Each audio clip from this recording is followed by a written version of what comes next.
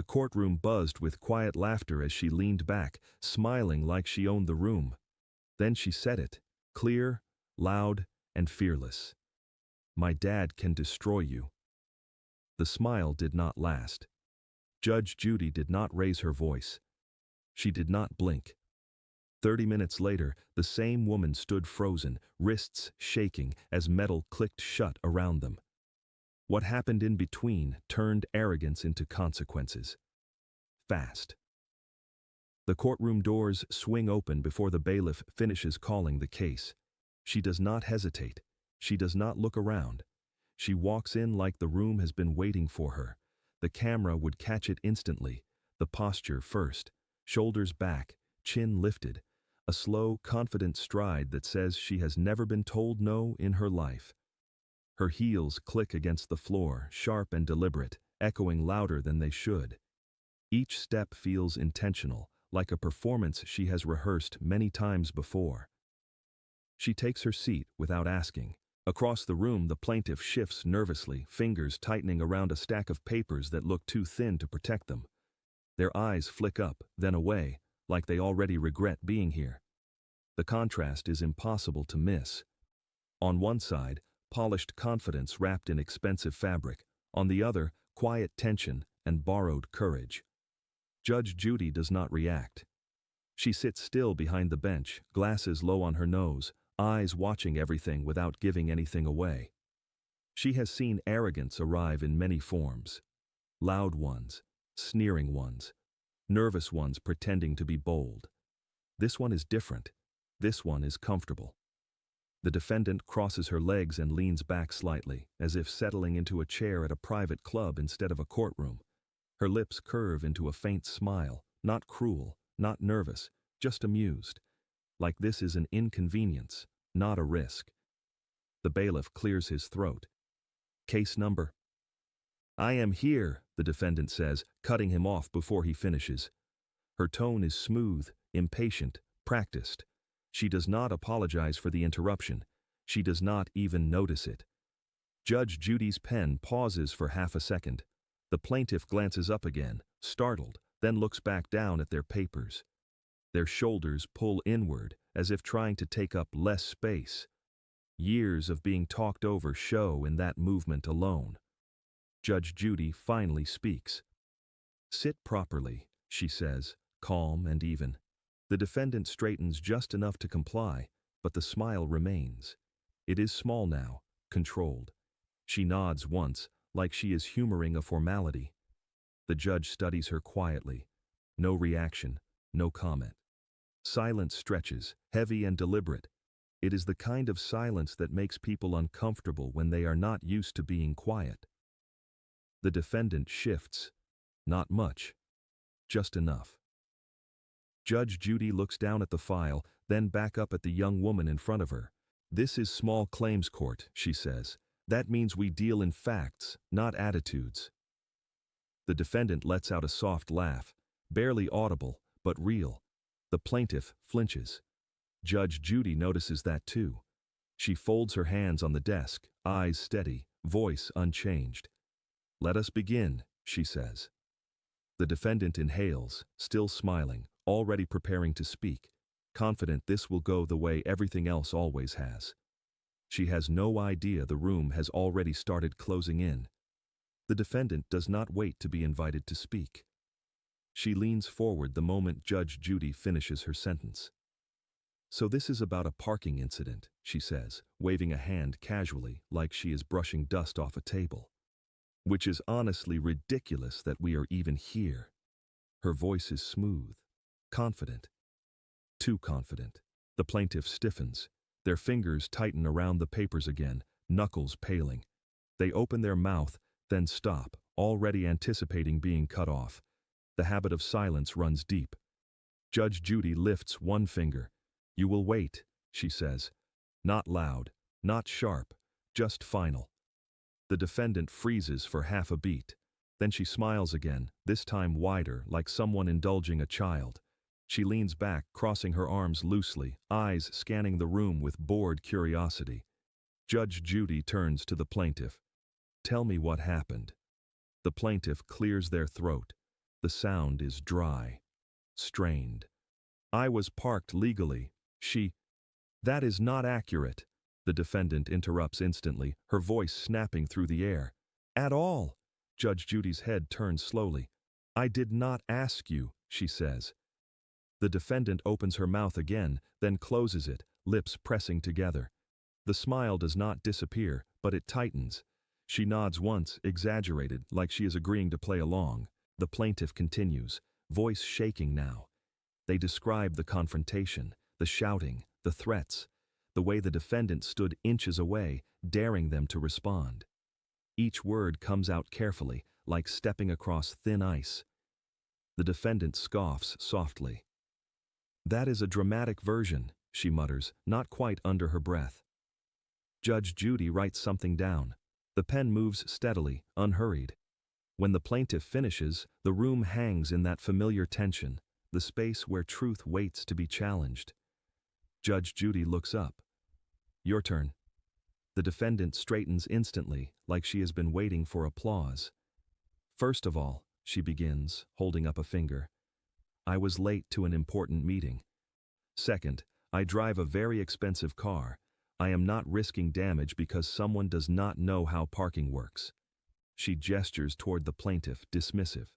They got emotional. That is not my problem. Her tone hardens slightly. Not angry. Superior. Judge Judy studies her face. So you deny making any threats? The defendant laughs. This time it is louder, sharper.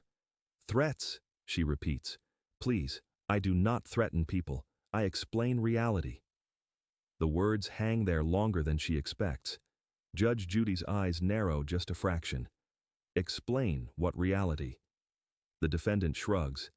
That actions have consequences. Some people have influence. Some people do not.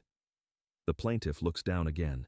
Shame flashes across their face before they can hide it. Judge Judy leans forward now, elbows resting on the bench. This courtroom, she says calmly, does not care who you think you are. The defendant's smile falters, just a crack, barely visible. Then she recovers, lifting her chin again. We will see, she says lightly. The judge does not respond. She simply looks at the file, then back at the defendant, eyes sharp with interest. And for the first time, the defendant feels it. Not fear, not yet, but resistance. Something here is not moving out of her way. The shift happens quietly, not with a shout, not with a gavel. It begins with a laugh. The defendant lets it slip out as Judge Judy reviews the file, a short, sharp sound that cuts the air and lands wrong. It is not nervous. It is not amused. It is dismissive. The kind of laugh meant to remind everyone who is supposed to feel small. She glances sideways at the plaintiff. I mean, she says, tilting her head slightly, look at them. This is what we are doing today? The plaintiff stiffens. Their jaw tightens, eyes fixed on the table like it might disappear if they stare hard enough. The laugh echoes in their ears longer than it should. Judge Judy does not look up yet. The defendant mistakes that silence for permission. I deal with people like this all the time, she continues, waving a hand casually. They get confused, emotional, and then suddenly it is everyone else's fault. Her eyes flick back to the plaintiff, lingering now, measuring. The smile returns, slow and sharp. You really should not be here, she adds. This is embarrassing. A murmur ripples through the gallery, not loud enough to interrupt, but loud enough to feel. The air changes. The room tightens. Judge Judy looks up. Her face is calm. Too calm. Who are you talking to? She asks. The defendant blinks, caught slightly off rhythm. I am just explaining. No, Judge Judy interrupts, her voice even but unmistakable. You are belittling. The word lands clean and heavy. The defendant laughs again, faster this time. Defensive now. Oh, come on, that is not what this is. I am just being honest. Judge Judy sets the file down slowly. The sound of paper against wood is louder than the laugh was. Honesty does not require humiliation, she says, and it certainly does not require commentary. The defendant shifts in her chair, rolling her shoulders back. With respect, this whole thing is blown out of proportion. I mean, if someone like me had actually threatened someone like that. She stops herself, smirks. Trust me, they would know. The plaintiff flinches. It is small, but it is real. Judge Judy's eyes lock onto the defendant now, sharp and unwavering. Say that again, she says. The defendant hesitates, just for a breath. Then pride fills the gap. I said, she repeats, slower, louder, if I had threatened them, it would have been obvious. The silence that follows is not empty. It presses down from all sides. Judge Judy does not raise her voice. She leans forward slightly, hands folded, eyes steady. You are very comfortable implying fear, she says. That tells me a lot. The defendant opens her mouth to respond, then closes it.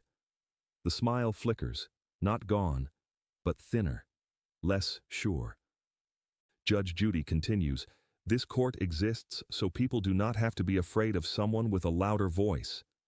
The defendant scoffs, but the sound is weaker now. Judge Judy glances at the bailiff briefly. Not a signal. Not yet. Just acknowledgement. Then she turns back to the defendant. And you, she says calmly, are getting dangerously close to a line you do not want to cross. The defendant leans back again, trying to reclaim space, control, confidence. She smiles. But this time, the room does not smile with her. And somewhere beneath that confidence, something starts to slip.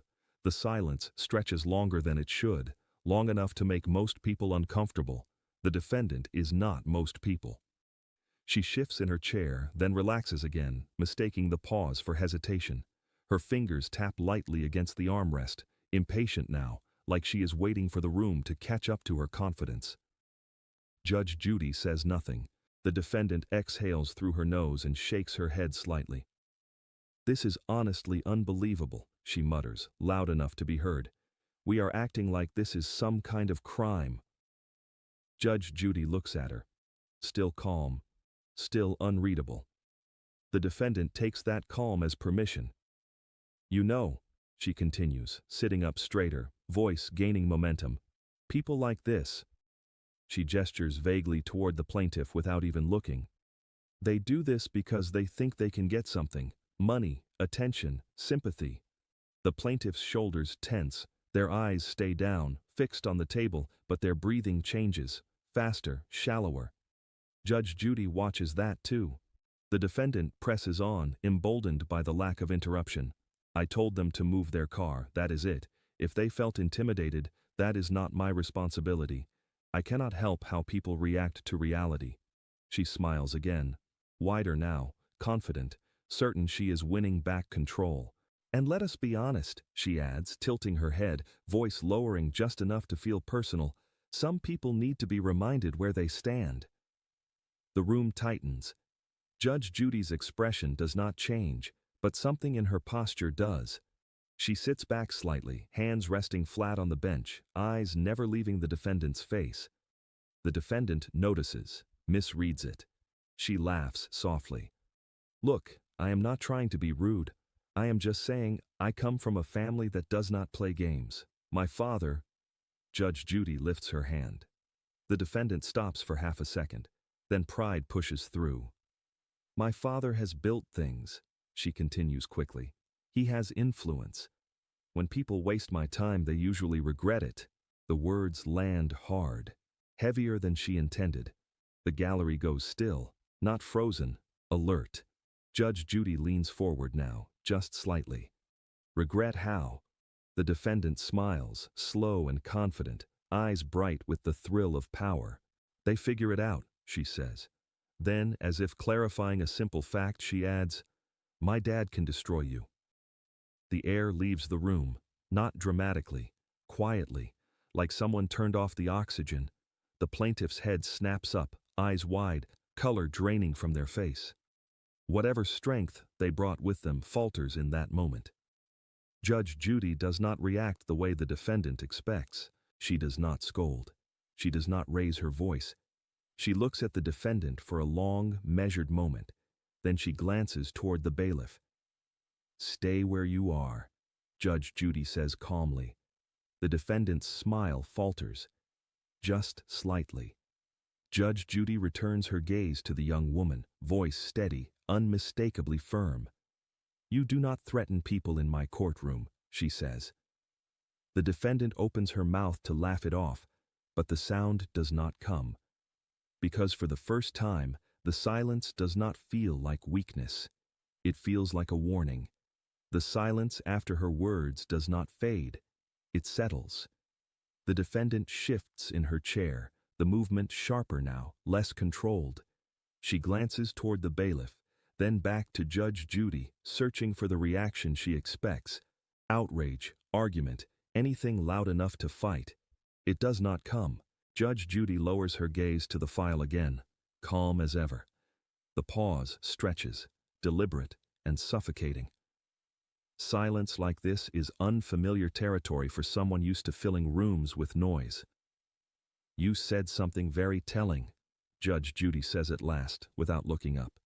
"You said people regret it." The defendant straightens. "I did not mean it like a threat," she says quickly, too quickly. "I meant—" Judge Judy lifts her eyes. "I did not ask what you meant. I asked what you said." The defendant opens her mouth, then closes it. The smile returns out of habit, but it does not reach her eyes this time. Judge Judy flips a page in the file. Paper rustles, slow and controlled. "You also said this incident was nothing, yet here we are with written complaints, timestamps, and a witness statement." The defendant's brow creases. What witness? Judge Judy does not answer right away. She lets the question sit between them. "The parking attendant," she says finally, "who documented your behavior." The defendant laughs, but the sound is brittle now. "Oh, please, those people write things down all the time." Judge Judy tilts her head slightly. "They also wear cameras." The laughter stops. The defendant's fingers curl around the edge of the chair. Her posture shifts forward now, defensive instead of dominant. "That does not prove anything," she says. "You cannot seriously be suggesting—" Judge Judy raises a hand.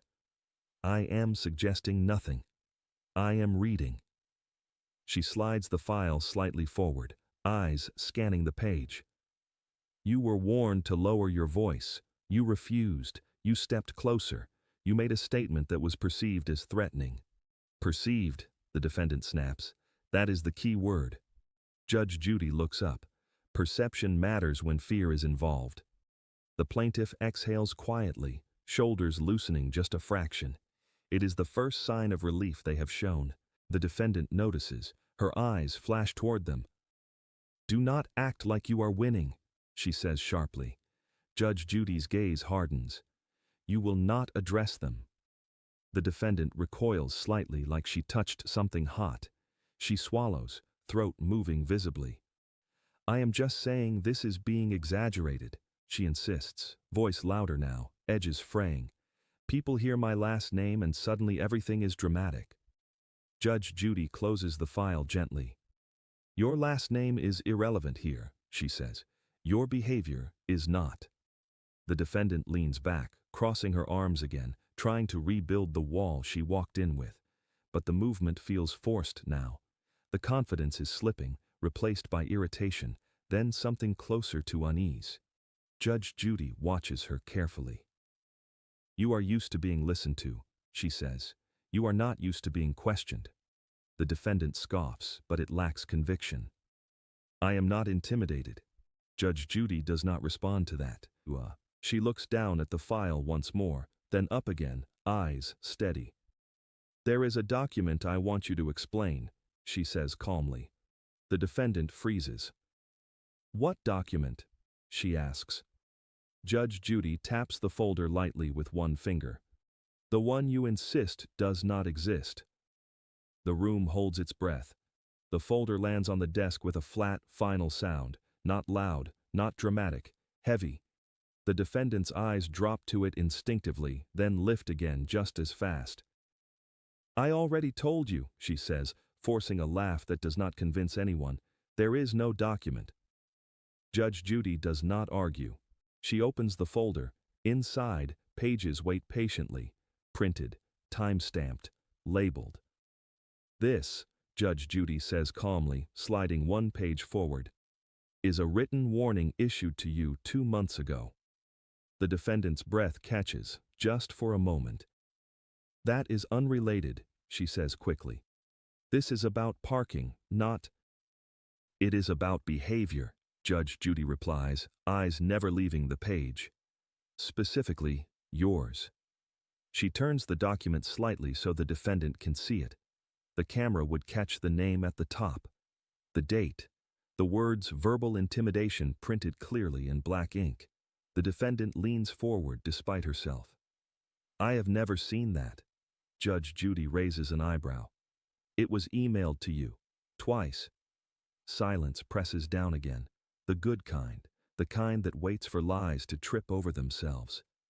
Judge Judy continues, voice steady.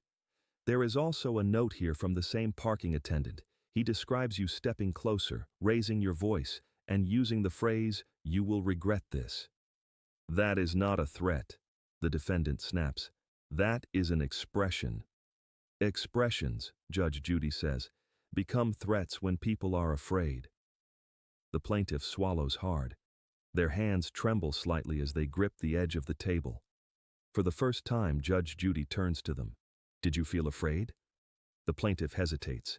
Years of minimizing their own feelings hold them back. Then they nod. Once. Small. Honest. Yes, they say quietly. I did. The defendant scoffs.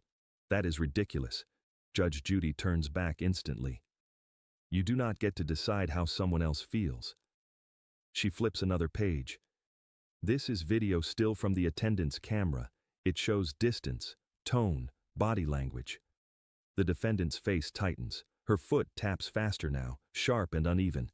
That footage does not show everything, she insists. You cannot hear tone. Judge Judy looks up.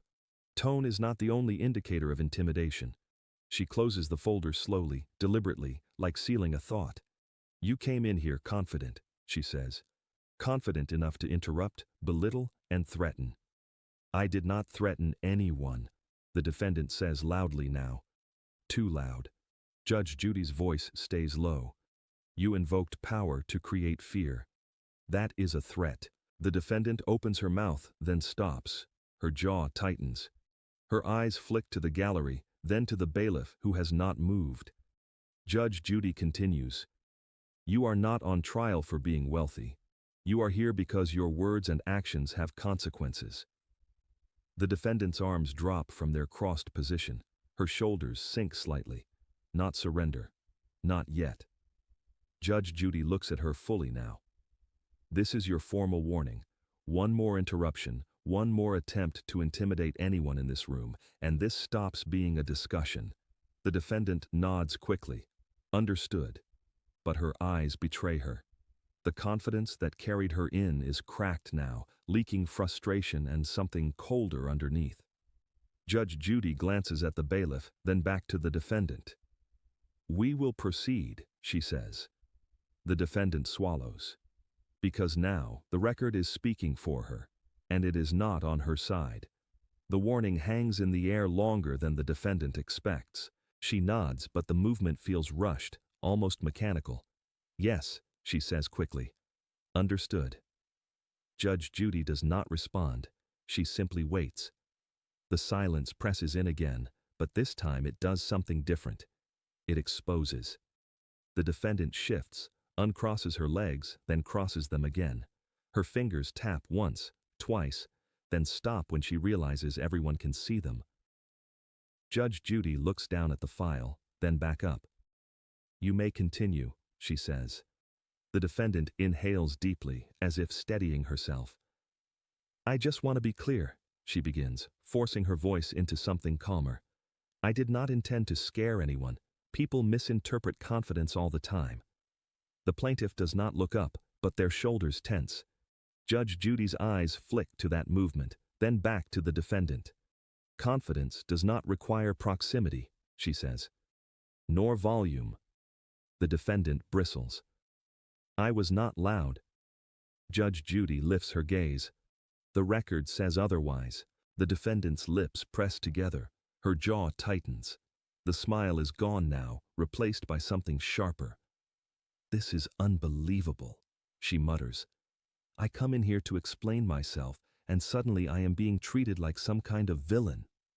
Judge Judy's tone does not change. You are being treated like someone whose behavior matters. The defendant laughs again, but it is thin and uneven. Do you have any idea how many people exaggerate things just to get sympathy? She gestures toward the plaintiff without looking at them.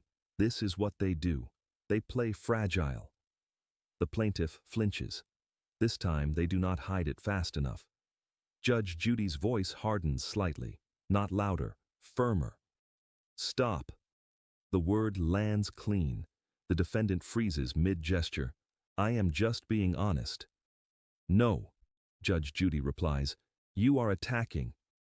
The defendant shakes her head, frustration spilling through the cracks now.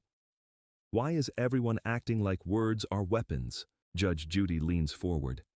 Because they are. The defendant opens her mouth to respond, but nothing comes out. Her breathing changes, quicker now.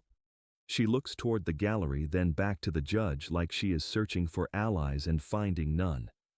This is ridiculous, she snaps. I have been nothing but patient. Judge Judy does not react to the tone. She watches the defendant closely. Patience does not look like interruption, she says, and it does not look like intimidation. The defendant's hands ball into fists on her lap. Her shoulders rise, then fall. The mask is slipping, not dramatically, but undeniably. The confidence that once filled the room now feels brittle, stretched thin by resistance she cannot push through. I am done talking, the defendant says abruptly. This is a waste of time. Judge Judy raises an eyebrow. You do not get to decide that. The defendant leans back hard in her chair, exhaling sharply. Her eyes glisten with something that is not quite anger and not yet fear. Judge Judy turns her head slightly. Bailiff! The defendant's head snaps up. What? The bailiff does not move yet, but his attention sharpens. Judge Judy keeps her gaze on the defendant. This is the moment where people usually stop. The defendant swallows, but instead of stopping, she speaks again, softer now, strained. You are making this into something it is not. Judge Judy holds her stare. No, she says calmly. You already did. The room feels tighter than ever, and the defendant knows it, because the mask that walked in confident and smiling has finally cracked, and what is underneath is running out of places to hide. The defendant sits back in her chair, breathing harder than she realizes. The room feels different now, quieter, sharper. Judge Judy does not rush the moment. She never does. You said this was a waste of time, she says calmly. Yet here you are, still talking. The defendant scoffs, but it is weak. Because I am being pushed, she snaps. Anyone would react. Judge Judy tilts her head slightly. No, anyone would listen. The words land with surgical precision. The defendant opens her mouth, then stops. Her lips part, but no sound comes out. She looks down briefly, then back up, irritation flashing across her face like a reflex. I am done explaining myself, she says. You have already decided. Judge Judy nods once. Yes, she says. I have. That single word changes everything. The defendant stiffens. Excuse me? Judge Judy folds her hands on the bench. You were warned, you were shown the record, and you continued. She pauses, allowing the weight of it to settle.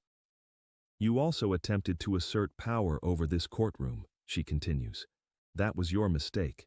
The defendant shakes her head, disbelief edging into her voice. You cannot be serious. This is a civil matter. Judge Judy meets her eyes. It was. The room goes still again, but this silence is different. It does not warn. It confirms. Judge Judy turns her head slightly. Bailiff, please step forward. The bailiff moves. One step, then another. measured, controlled. The defendant's posture changes instantly. She leans forward now, palms flat on the table. "Hold on," she says quickly. "This is getting out of hand." Judge Judy does not look at her. She keeps her eyes on the bailiff. "Remain close." The defendant's voice rises. "You are overreacting. I said I understood." Judge Judy turns back to her. "Understanding comes before behavior changes," she says. "You offered neither." The defendant swallows. The room watches it happen. "I did not threaten you," she says, softer now. "I would never do that." Judge Judy's voice is calm, almost gentle. "You did not threaten me." The defendant blinks. "Then what is this about?" Judge Judy leans forward slightly, eyes steady, unwavering. "You threatened the integrity of this courtroom," she says, "and you attempted to intimidate a party under my protection." The defendant's hands tremble now, not much, enough. "I can apologize," she says quickly, "if that is what you want." Judge Judy does not move. Apologies are not bargaining tools. The bailiff stops just behind the defendant's chair. The sound of his shoes on the floor is soft, but it lands like thunder. Judge Judy continues, "Control in this room belongs to the court, not to your name, not to your money, and not to your father." The defendant's eyes widen. "You cannot do this." Judge Judy nods once. "I already am." The defendant looks around, searching for an exit that does not exist. Her breath shortens. The confidence that once filled the room has evaporated, replaced by panic she does not know how to manage. Judge Judy lifts her hand slightly, and in that small, deliberate gesture, control fully changes hands. The defendant feels it before she understands it. A tightness in her chest, a sudden dryness in her mouth. The bailiff stands just behind her now, not touching, not speaking, simply present, the kind of presence that changes how air moves in a room. "This is unnecessary," she says, forcing the words out. "You are turning this into a spectacle." Judge Judy does not respond right away. She watches the defendant the way surgeons watch a monitor, calm, focused, already aware of what is failing. "You were given every opportunity to stop," Judge Judy says at last. "You chose not to." The defendant shakes her head, faster now. "I did stop. I said I understood." Judge Judy tilts her head slightly. Understanding is demonstrated by behavior, not words. The defendant's eyes flick to the bailiff again. Her breath shortens, uneven now. This is no longer irritation. It is not anger. It is fear. "Are you detaining me?" she asks, trying to sound offended instead of afraid. Judge Judy does not answer the question immediately. She lets it hang there, unanswered, heavy. "I am determining consequences," she says finally. The defendant leans forward again, voice dropping. "This is absurd. You cannot do this over a misunderstanding." Judge Judy's voice stays level. "It was not a misunderstanding. It was a pattern." The word lands harder than anything else so far. "A pattern?" the defendant repeats, blinking rapidly. "You do not know me." Judge Judy looks down at the file, then back up. "I know your behavior today. I know the record, and I know intimidation when I see it." The defendant's confidence collapses another notch. Her hands grip the table now, fingers whitening. "I did not mean it," she says. The sentence comes out smaller than the others. "I was frustrated." Judge Judy nods once. Frustration does not excuse threats. The plaintiff sits quietly, eyes fixed on the judge now instead of the table. For the first time, they are watching someone else struggle. The defendant notices that shift.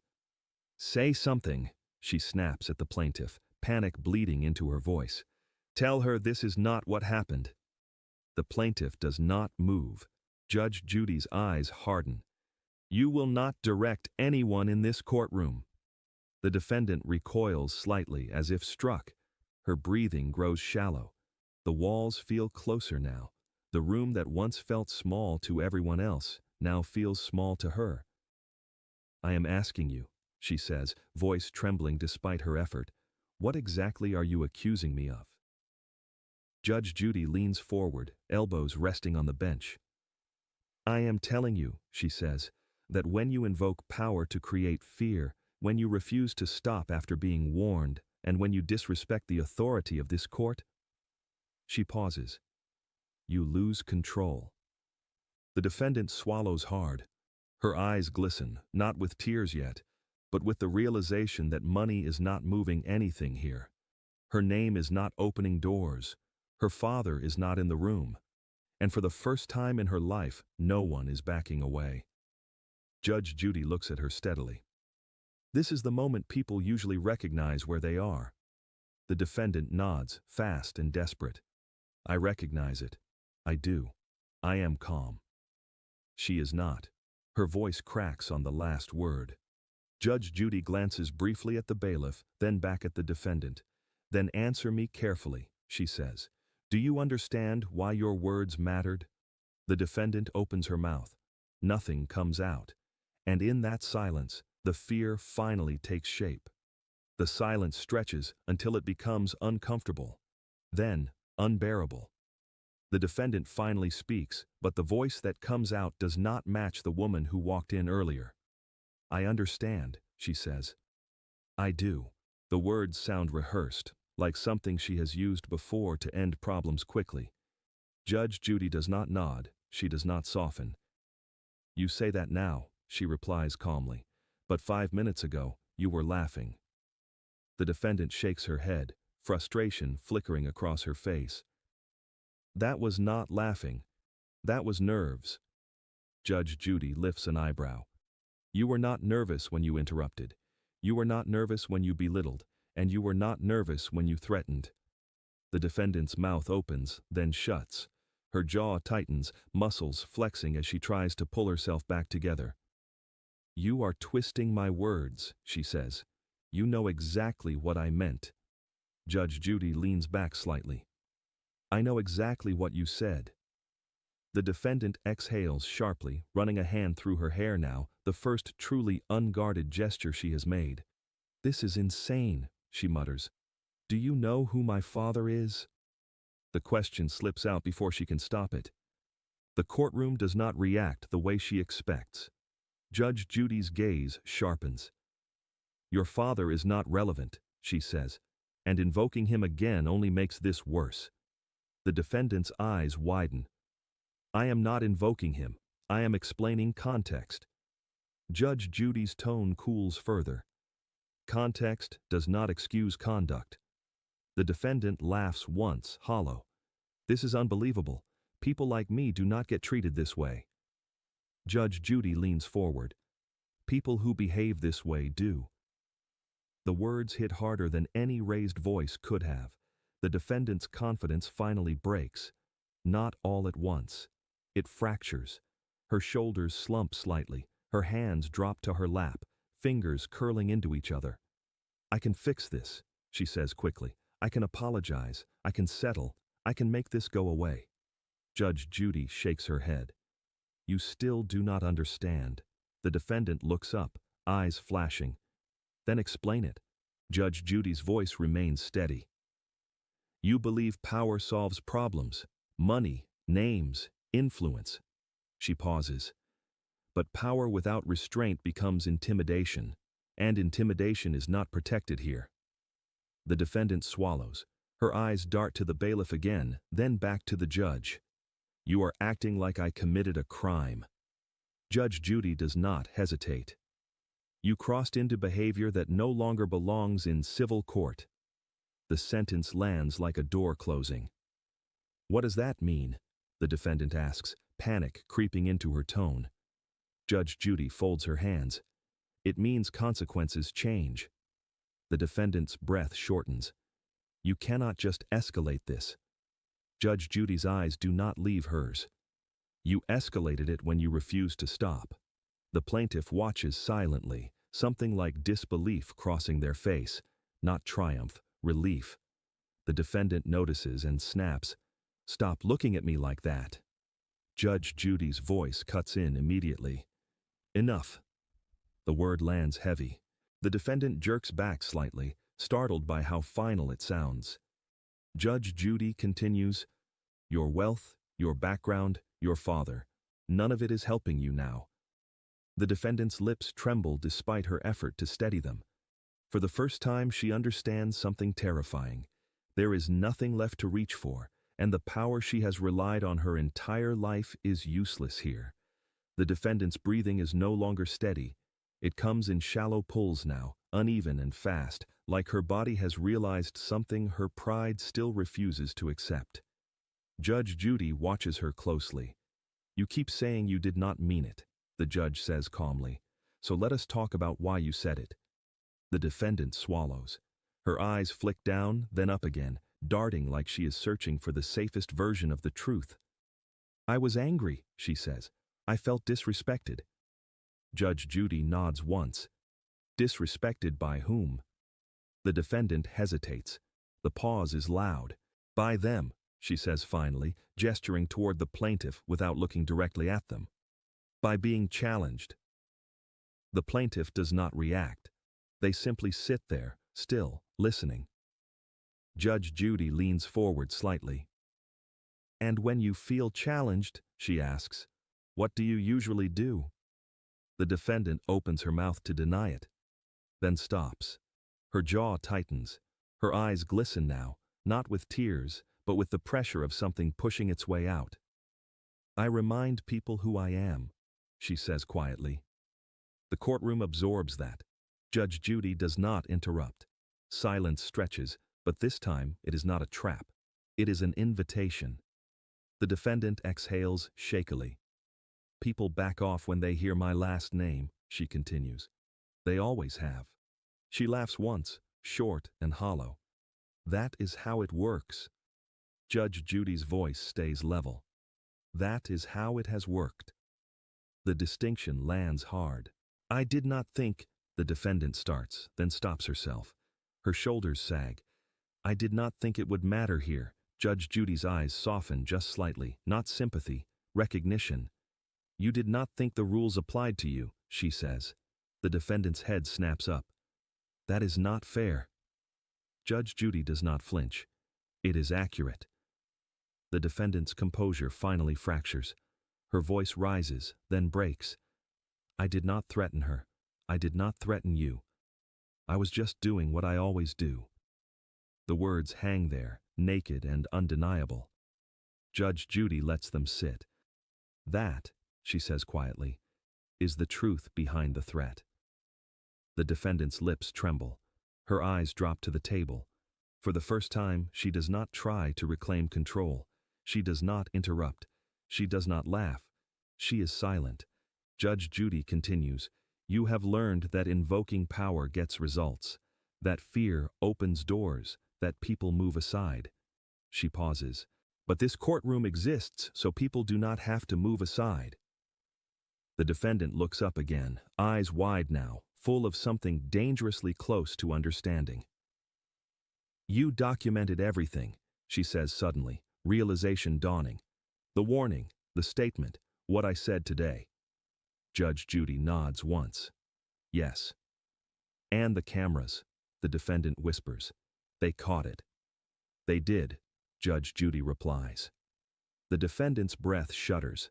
Panic flashes across her face, raw and unfiltered.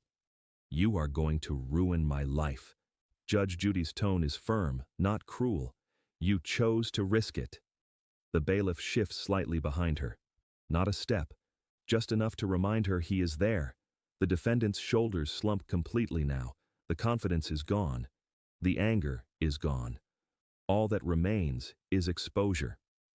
Judge Judy looks at her steadily. "You are not here because of who your father is," she says. "You are here because of who you chose to be." The defendant closes her eyes, and in that moment, the threat finally reveals its true shape. Not power, not dominance, but fear wearing confidence like a costume. The shift is subtle, but unmistakable. The air feels heavier the moment Judge Judy straightens in her chair. The defendant senses it too.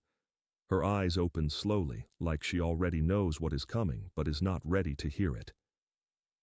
This court, Judge Judy says calmly, has tolerated enough. The words are not loud. They do not need to be. Judge Judy turns her head slightly. Bailiff. The bailiff steps forward fully now, one measured step, then another, until he is no longer just a presence behind the defendant. He is part of the moment. The sound of his shoes against the floor echoes through the room, sharp and final.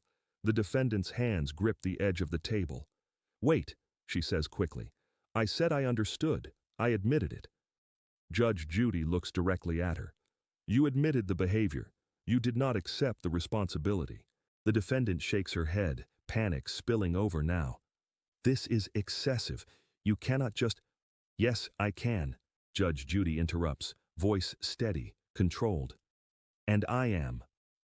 The plaintiff sits frozen, eyes wide, barely breathing. They are not smiling. They are not celebrating. They are watching something they never thought they would see. Judge Judy continues. "You intimidated another party. You attempted to undermine the authority of this court, and you persisted after being warned." The defendant's voice cracks. "I apologized." Judge Judy nods once. "After you were cornered." The distinction cuts deep. "I did not hurt anyone," the defendant pleads. "This is about words." Judge Judy leans forward slightly. "Words are how harm begins."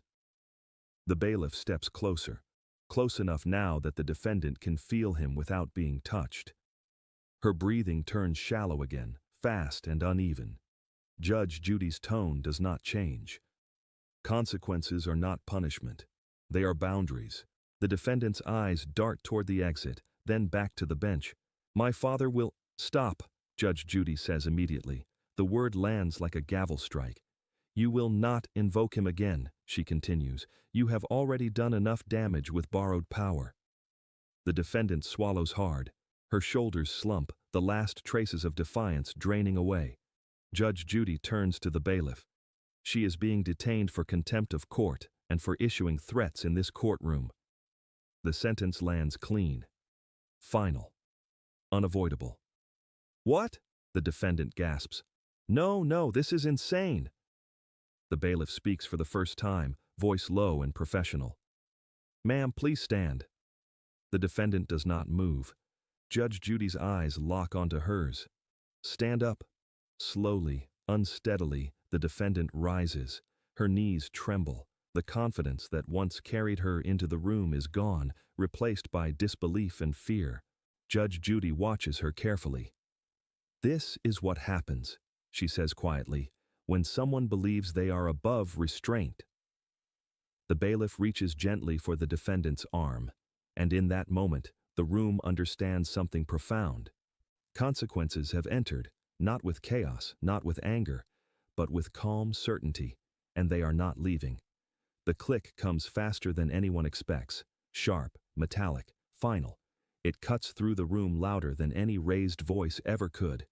The defendant freezes the moment the cuffs close around her wrists. Her breath catches mid-inhale, eyes dropping instinctively to the metal now binding her hands.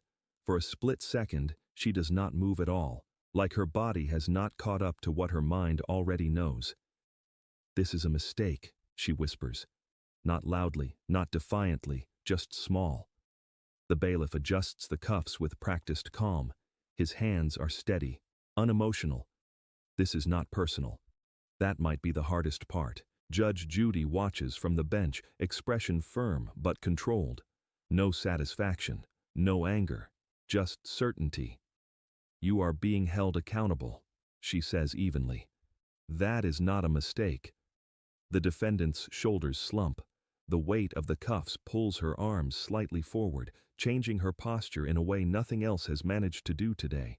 She no longer looks taller than the room. She looks contained. The plaintiff stares, stunned. Their lips part slightly, then close again. They do not cheer. They do not smile. Relief moves through them quietly, like warmth returning to cold hands.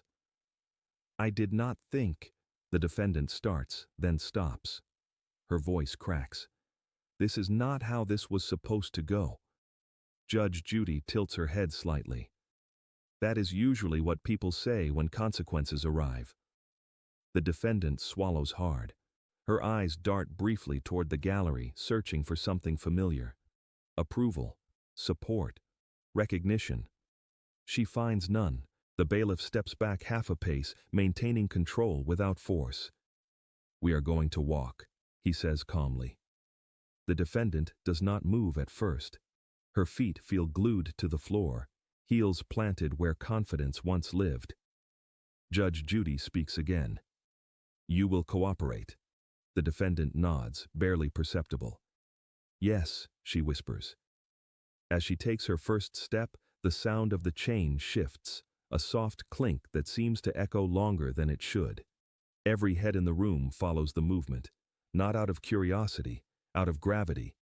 The defendant stumbles slightly, catching herself before she falls. The bailiff steadies her without comment. Her eyes glisten now, tears threaten, but pride still fights them back. "My father is going to hear about this," she says weakly, grasping for something familiar. Judge Judy does not raise her voice. "Good," she replies. "He should." The words land like another set of cuffs, invisible but just as binding. The defendant stops walking for a moment, stunned by the simplicity of the response. Then the truth settles in. There is no shield left, no name big enough, no money loud enough. She moves again. The plaintiff watches her pass, eyes meeting hers for just a second. There is no triumph there, only distance, the kind that finally feels safe. As the defendant reaches the door, the bailiff pauses. Judge Judy's voice carries across the room one last time in this moment. "This," she says calmly, "is what accountability sounds like." The door opens. The metal clicks softly as the defendant is led through, and when it closes behind her, the silence that follows is not empty. It is earned. The door closes behind her with a sound that feels heavier than it should, not loud, not dramatic, just final. The courtroom does not erupt, no gasps, no whispers, no movement at all. For a long moment, no one speaks. Judge Judy remains seated, hands folded on the bench, eyes lowered as if she is giving the room time to catch up with reality. The silence now is different from before. It is no longer tense. It is reflective, the kind that follows truth when it finally lands. The plaintiff exhales slowly, shoulders dropping as if a weight they have carried for years has finally been set down. Their hands loosen around the papers that once felt like a shield. For the first time since they walked in, they sit upright. Judge Judy looks up. "This," she says calmly, "is not about humiliation." Her voice is steady, measured, human. It is about boundaries. She lets the words breathe before continuing. People confuse justice with revenge. They think accountability must be loud, embarrassing, or cruel. She pauses, eyes moving across the room. It does not. The bailiff steps back into position quietly, posture neutral once again.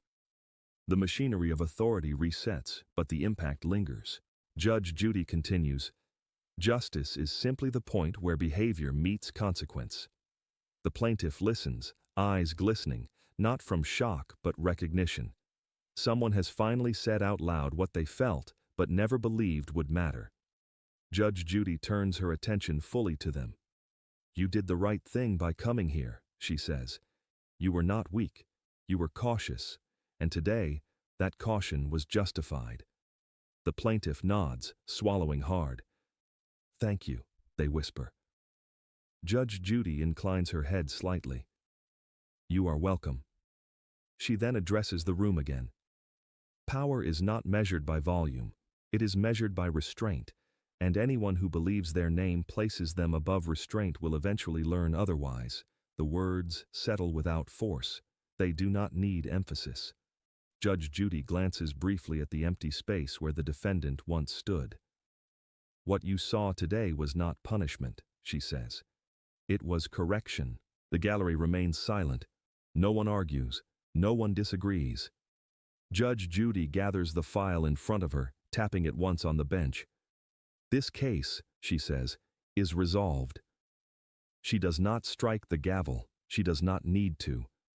The plaintiff sits there for a moment longer, breathing, grounding themselves in the fact that it is over, that the fear did not win, that the truth did not fold. Judge Judy looks out at the courtroom one last time. "Remember this," she says quietly. "Justice is not about who you are." She pauses. "It is about what you do." The courtroom feels different now, not quieter, clearer. Judge Judy sits still behind the bench, hands resting lightly on the wood, eyes following the slow return of normal breathing in the room. The storm has passed. What remains is truth, exposed, undeniable, and oddly calm. She looks toward the plaintiff one last time. "You came here looking for fairness," she says evenly. "You got something better." The plaintiff lifts their head, unsure. "I did?" Judge Judy nods. "You got protection." The word settles deep, not dramatic, not symbolic, real. She continues. "Justice is not about winning. It is about safety. It is about knowing that intimidation does not get the final word." The plaintiff swallows hard, eyes shining. They nod once, small but certain. Judge Judy turns her gaze back to the empty doorway, the place where confidence walked out in handcuffs. "Some people are taught that money fixes mistakes," she says. "That influence erases consequences." She pauses. It does not. The room listens. No one shifts. No one interrupts. "Wealth can buy comfort," Judge Judy continues calmly. "It can buy silence. It can buy delay." Her eyes sharpen slightly. "But it cannot buy immunity." The words land without force. They do not need it. Judge Judy gathers the file, closing it gently, like sealing a chapter that no longer needs revision. "This case is over," she says. She finally lifts the gavel. The sound is soft, controlled, final. As the plaintiff stands to leave, they hesitate, then turn back. "Thank you," they say again. Louder this time, stronger. Judge Judy meets their eyes. "You did the hard part," she replies. "You showed up." The plaintiff nods and walks out, shoulders straighter than when they arrived. The courtroom empties slowly. The bailiff returns to his post. The cameras pull back. The lights seem less harsh now, as if even they understand what has been settled. Judge Judy remains seated for a moment longer, alone with the quiet. Then she stands. And with that simple motion, the lesson becomes clear.